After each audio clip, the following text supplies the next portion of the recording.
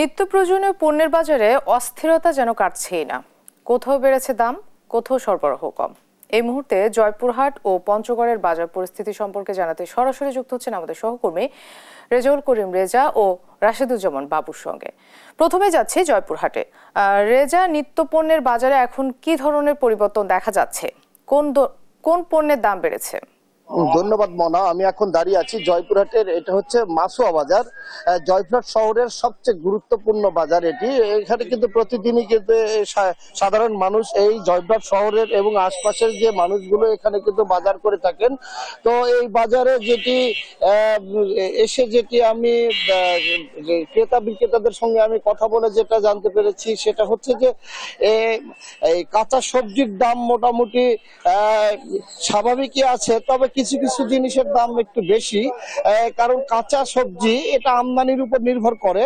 আপনি জানেন যে জয়পুরহাট কিন্তু কৃষি নির্ভর এলাকা। এই আমদানি, এই যে বৃষ্টির পানি, যখনই বৃষ্টি বেশি হয় তখনই কিন্তু এই আমদানি একটু কমে যায়, আর তখনই কিন্তু কিছু দাম 2-4 টাকা, 10 টাকা, 15 টাকা বেশি হয়। যেমন আবার পেঁয়াজের দাম বর্তমানে কিন্তু এই গত সপ্তাহ থেকে এখন 60 টাকা পর্যন্ত বিক্রি হচ্ছে। গত সপ্তাহ 45 থেকে 50 টাকা বিক্রি হচ্ছিল।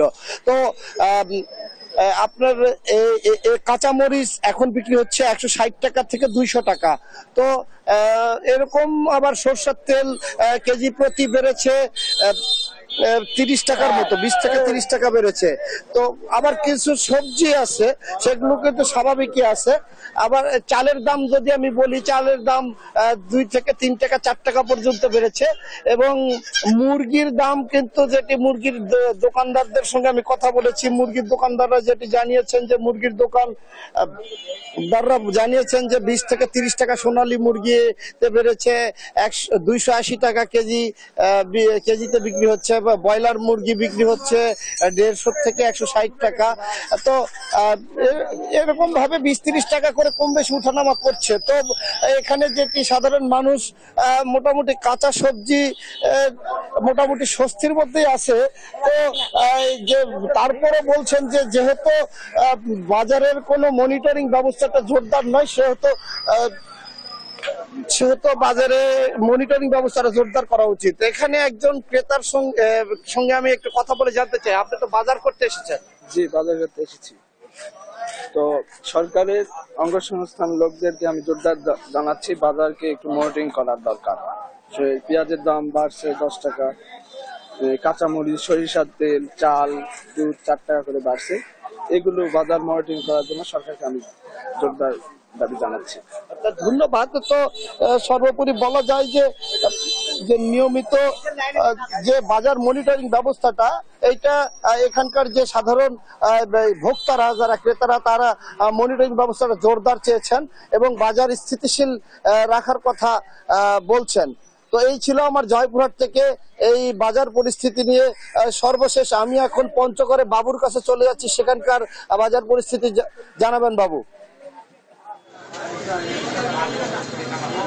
রেজা, আপনাকে ধন্যবাদ। আসলে দেশের সর্বোত্তরের জেলা কিন্তু পঞ্চগড়। এই পঞ্চগড়ে কিন্তু আসলে যে শস্য রয়েছে অর্থাৎ সবজি রয়েছে, সেই আবাদের কিন্তু 2টি ইউনিয়ন রয়েছে, যেখানে উৎপাদিত পণ্য কিন্তু আসলে দেশের বিভিন্ন প্রান্তে যায় আর কি।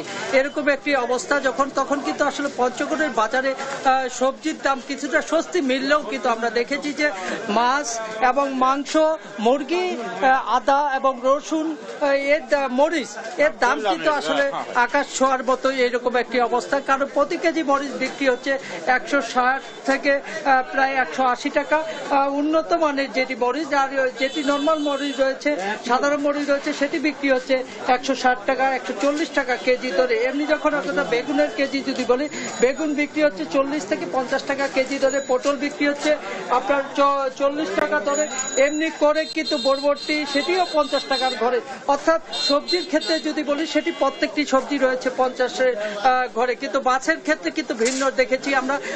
প্রতি কেজি মাছ, রুই, কাতল বিক্রি হচ্ছে 300 থেকে 350 টাকা। মুরগির ক্ষেত্রে সপ্তাহখানেক আগেই কিন্তু আসলে দাম কিছুটা কম ছিল, অর্থাৎ 450 টাকা ছিল। আজকে কিন্তু বাজারে কিন্তু 480 থেকে 500 টাকা দেশি মুরগির কেজি। যেটি সোনালী মুরগি বলি, সেই সোনালী মুরগিও কিন্তু আমরা দেখেছি যে দাম প্রায় 300 থেকে 320 টাকা। কাটা যেটি ব্রয়লার মুরগি সেটি বিক্রি হচ্ছে 250 থেকে 260 টাকা দরে। ডিমের যে 30টি ডিমের দাম আমরা দেখেছি যে সকালে বাজারে প্রায় 300 টাকা দরে বিক্রি হচ্ছে বা 290 টাকা দরে বিক্রি হচ্ছে। অর্থাৎ সবজি যদি বলি, সবজির উৎপাদিত জেলা হিসাবে খ্যাত হলেও কিন্তু আমরা দেখেছি যে এখানকার সবজির যে দাম সেটি কিন্তু ন্যায্য মূল্য কৃষকেরা পাচ্ছে না বলে এরকম অভিযোগ করছে। আমরা ক্রেতাদের সাথে কথা বলেছিলাম, এখানকার পঞ্চগড়ে উৎপাদিত ফসল হলেও কিন্তু ন্যায্য দামে ক্রেতারা পাচ্ছে না। সেইখানে কিন্তু আসলে দামের ক্ষেত্রে, অর্থাৎ কৃষকরা ন্যায্য দাম না পেলেও কিন্তু আসলে বাজারে যারা ক্রেতা রয়েছে তারা কিন্তু আসলে ন্যায্য দাম পাচ্ছে না, তারা হচ্ছে উচ্চ দামে কিনতে হচ্ছে বলে এরকম জানিয়েছে। এই ছিল পঞ্চগড় থেকে আমার কাছে সর্বশেষ সংবাদ। মোনা।